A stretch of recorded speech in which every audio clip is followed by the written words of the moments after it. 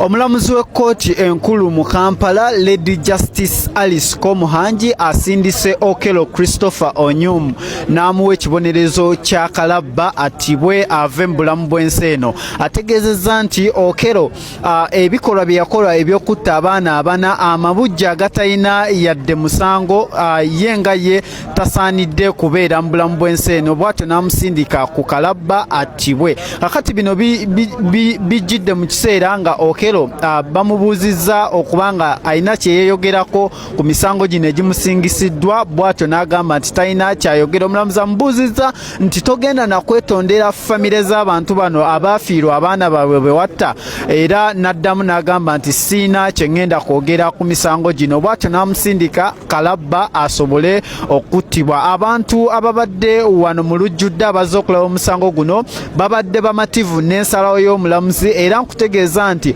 okwetooloola gaba yonna omulamuzi bw'akyogedde enduulu evuze okukira eyali ku mbaga y'amajanja. Kakati tukomekkereza omusango Okello Christopher ono, era bw'atyo aweereddwa ekibonerezo ekya kalabba. Nze Kawesi Farouk, sigala nga weekuumidde ku JBS Television.